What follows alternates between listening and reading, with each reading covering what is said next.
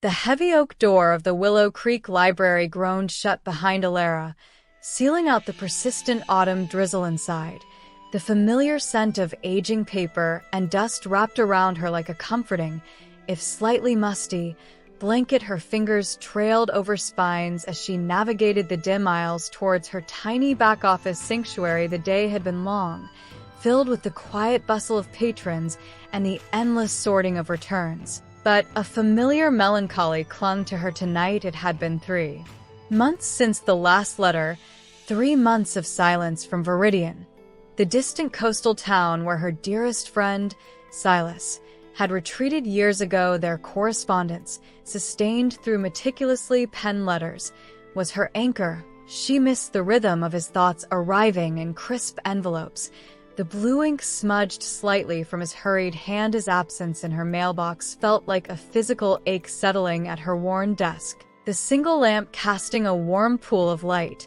Elara began sorting the day's mail, invoices, newsletters, donation requests. Her heart gave a familiar, hopeful lurch at every rectangular envelope, only to settle back into dull disappointment. Then, tucked beneath a thick catalog, she saw it. The handwriting, unmistakably Silas's, flowed across the envelope, though the ink seemed fainter, the lines less sure. The postmark was Veridian, dated over a week ago. A tremor ran through her hands as she carefully slid it open, unfolding the thin sheets within the date at.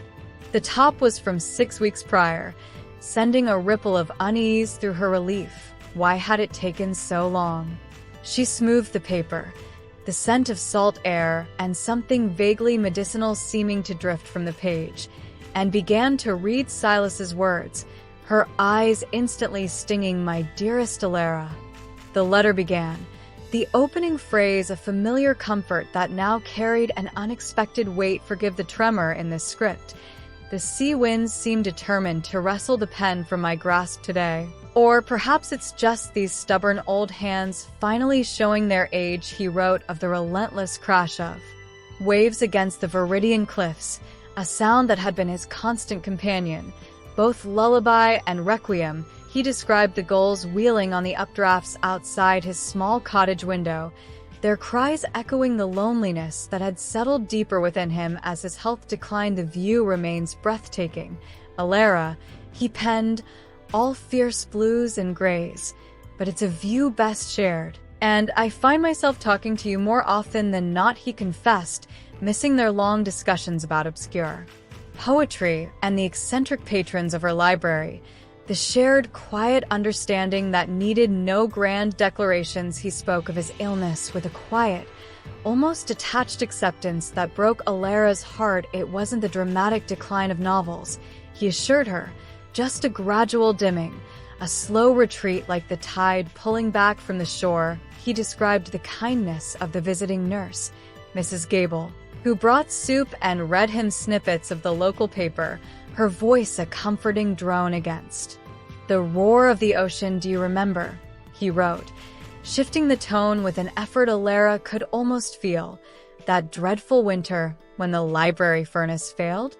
We huddled in the rare books room, wrapped in those hideous crocheted blankets Mrs. Pettigrew donated, drinking lukewarm tea from the thermos and reciting Shakespearean insults to keep warm. The memory, vivid and cherished, bloomed in Elara's mind, a stark contrast to the frail hand tracing the words. He was reaching back across the miles and the years, grasping for the warmth of shared history. The letter's final paragraphs turned reflective, imbued with a poignant tenderness that made Elara press a hand to her mouth. Our friendship, Elara, Silas wrote, has been the quiet, steady light in my life. You were the keeper of my thoughts, the sharer of my silences, the one who understood. The language of a raised eyebrow across a crowded room. He thanked her for every letter, every shared joke, every moment of unspoken support. Do not grieve excessively for me when the time comes, he urged, though the request felt impossible to the woman reading it now, tears tracing hot paths down her cheeks. Instead, remember me watching the gulls, or arguing passionately about Meter and Byron, or laughing at Mr. Henderson's obsession with taxidermy squirrels. Remember the life my dear friend keep. My favorite books well tended on your shelves, he signed it simply, with all my enduring affection, Silas below his name.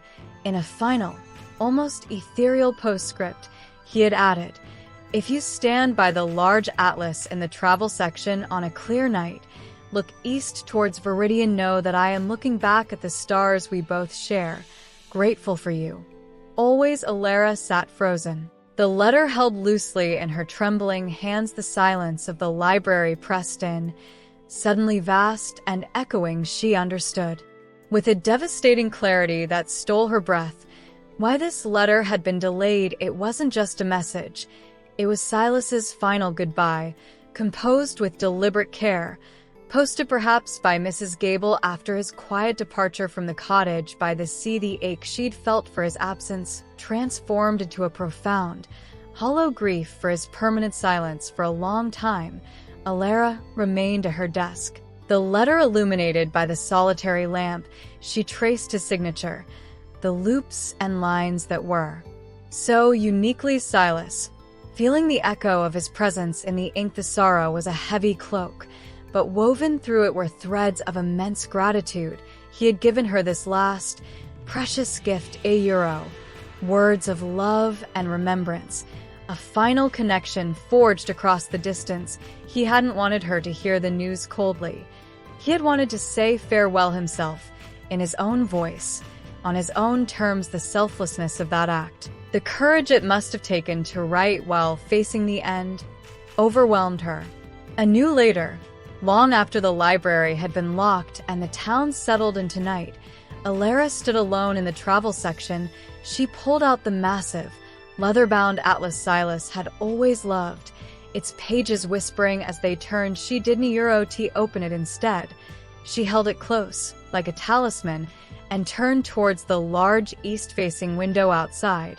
The autumn clouds had parted, revealing a breathtaking expanse of stars glittering cold and bright in the velvet sky. Looking east, towards the unseen sea and the cliffs of Veridian, Elara whispered into the quiet dark, I see them.